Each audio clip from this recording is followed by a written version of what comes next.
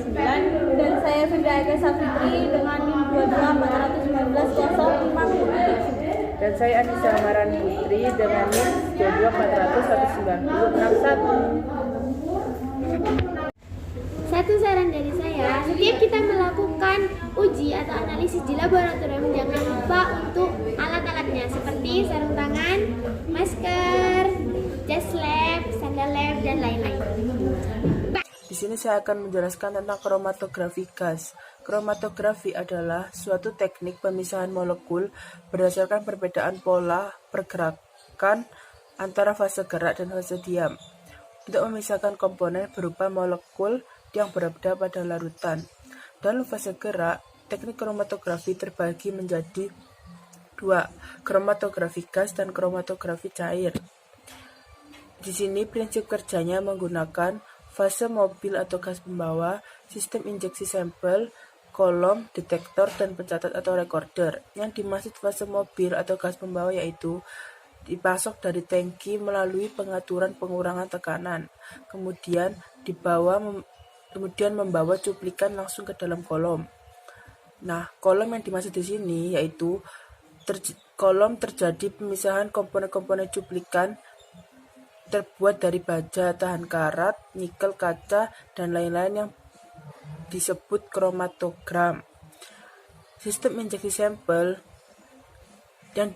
yang dimaksudkan di sini yaitu sampel dimasukkan ke dalam aliran gas. Jika sampel berupa cairan harus dilarutkan terlebih dahulu menjadi larutan.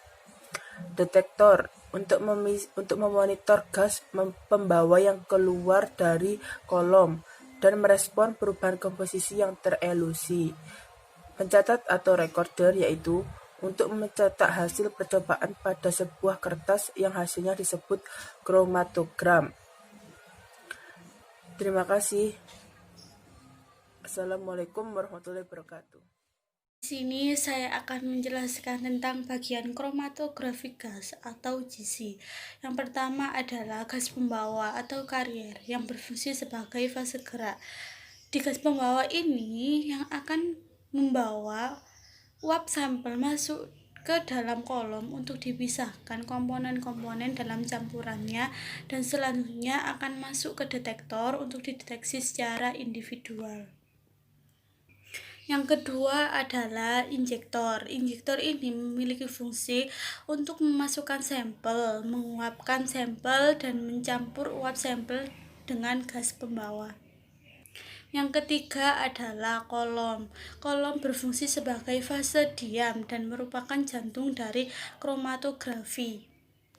Yang keempat adalah oven. Oven yaitu untuk memberikan akurasi dan kestabilan suhu yang baik. Yang kelima adalah detektor. Detektor ini berfungsi untuk memberikan respon linear atas komponen-komponen sampel yang sudah dipisahkan dalam kolom. Dan yang keenam adalah pengelola data, yaitu fungsinya sebagai pengatur sistem, instrumen, dan pengolah data untuk tujuan analis kualitatif maupun kuantitatif. Saya akan menjelaskan bagaimana mekanisme kerja kromatografi gas. Cara kerjanya adalah gas dalam silinder baja bertekanan tinggi dialirkan melalui kolom yang berisi fasa diam, kemudian campuran akan dipisahkan, biasanya dalam bentuk larutan, disuntikkan ke dalam aliran gas, kemudian cuplikan dibawa oleh gas pembawa ke dalam kolom, dan di dalam kolom terjadi proses pemisahan. Komponen-komponen campuran yang telah terpisah satu persatu meninggalkan kolom. Suatu detektor diletakkan di ujung kolom untuk mendeteksi jenis maupun jumlah tiap komponen campuran. Hasil pendeteksi direkam dengan recorder dan dinamakan kromatogram yang terdiri dari beberapa pair. Jumlah pair yang dihasilkan menunjukkan jumlah komponen atau senyawa yang terdapat dalam campuran. Oke, di sini saya akan membahas contoh jurnal dari kromatografi gas. Saya mengambil jurnal tentang analisis asam valproat dalam plasma secara kromatografi gas dari Ani Susanti Yahdiana Harahap Harmita, Universitas Indonesia FMIPA, Departemen Farmasi. Bahan yang digunakan adalah natrium divalproat atau Katwijk Chemie metanol PA atau merk, kloroform PA atau merk, N-hexan PA atau merk, diethyl ether PA atau merk, HCl atau merk, Aquades, plasma darah yang didapat dari Palang Merah Indonesia. Oke, di sini hasil dan pembahasan dari pemilihan laju alir gas pembawa untuk analisis asam valproat dengan kromatografi gas. Gambarnya bisa dilihat sendiri seperti ini. Gambar tersebut merupakan kromatogram larutan natrium divalproat 100 nanogram per mili dengan laju alir gas HE 1,0 mili per menit. Yang gambar A 1,5 mili per menit, gambar B gambar B dan 2,0 mili per menit yang C.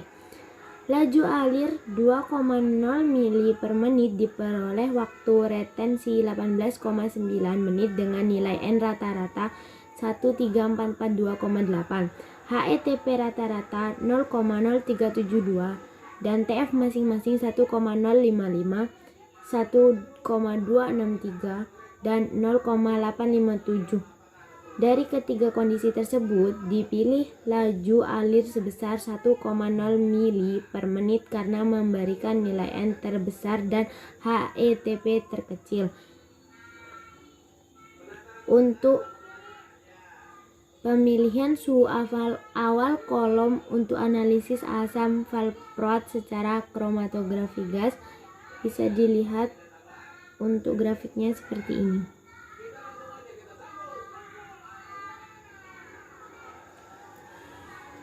Di gambar tersebut merupakan kromatogram larutan natrium divalproat 100 nanogram per mili dengan suhu awal kolom 70 derajat Celcius yang A dan 90 derajat Celcius yang B. Kenaikan suhu 5 derajat Celcius per menit sampai suhu 100 derajat Celcius dan ditahan selama 1 menit. Setelah itu suhu dinaikkan sampai 150 derajat Celcius dengan kenaikan suhu 2 derajat Celcius per menit. Untuk pemilihan pelarut organik untuk ekstraksi asam valproat dalam plasma, untuk gambar grafiknya seperti ini.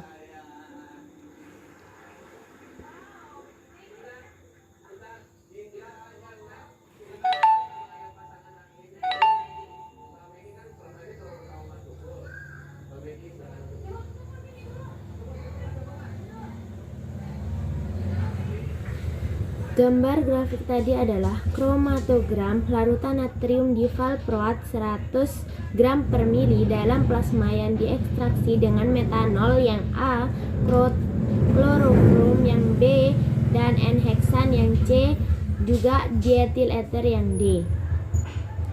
Untuk hasil kurva hubungan waktu sentrifugasi dan luas area lar Na divalproat 100 gram per mili dalam plasma, kurvanya seperti ini.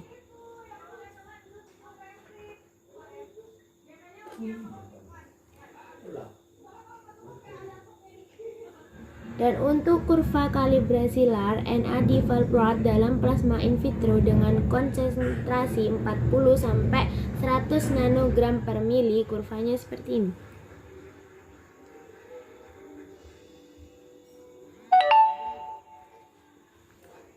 Sekian